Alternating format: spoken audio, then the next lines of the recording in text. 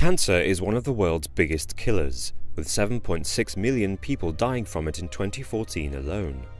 As populations in the developed world continue to age, the risk of catching cancer in our lifetime is increasing from a 1 in 3 chance to an estimated 1 in 2 chance by 2020.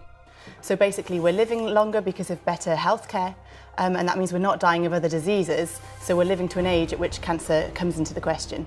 Despite hundreds of billions of dollars having been spent on the war on cancer, since 1950 the death rate for cancer has dropped only 5%, while the death rate for heart disease has dropped 64% in that same time.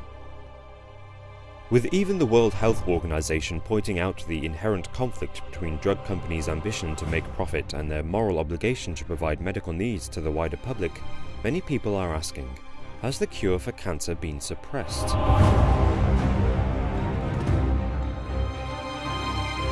The pharmaceutical industry generates higher profit margins than any other industry, with the 10 biggest companies making more than $1 billion in sales a year each.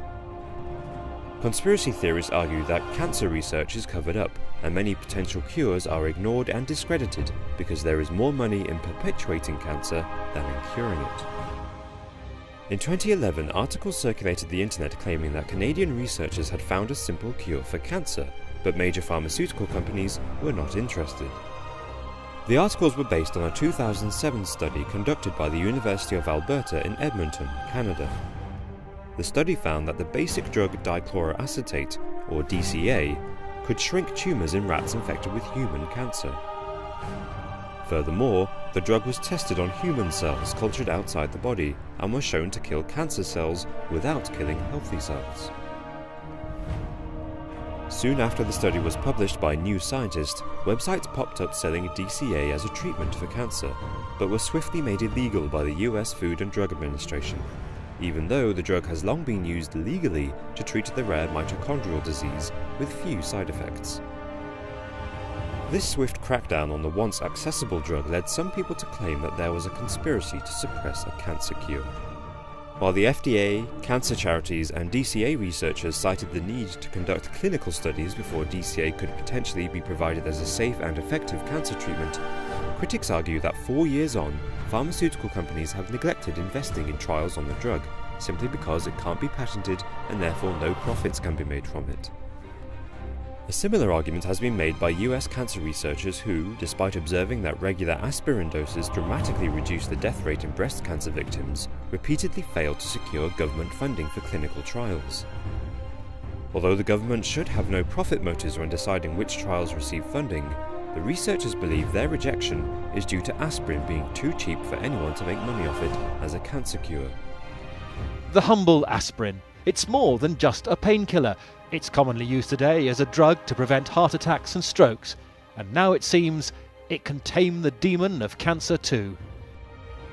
Additionally, despite studies showing that patients taking the diabetes drug metformin have a much lower risk of dying from prostate cancer, no drug company has funded studies into finding out how it could be used in cancer treatments. Again, because it is not patented and therefore won't generate a profit. Instead of testing metformin as a cancer treatment, drug companies are looking for ways to modify it so it can be patented as a new drug, which will consequently make it more expensive for patients. Unfortunately, there is no evidence to support the conspiracy that the cure for cancer is being suppressed. However, there is genuine concern by those involved in cancer research that big pharmaceutical companies prioritize their legal responsibility to shareholders to generate mass profits over their moral responsibility to improve patients' lives. And because cancer is a class of diseases, it is unlikely that there will ever be a single cure.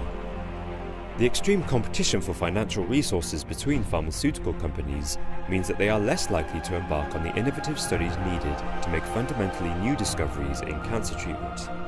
Meanwhile, potentially cheap cancer treatments aren't investigated. Nevertheless, cancer survival rates in both the US and UK are improving, and as long as cancer remains an indiscriminate disease able to affect both politicians and pharmaceutical executives, it is unlikely a cure for cancer will ever be suppressed.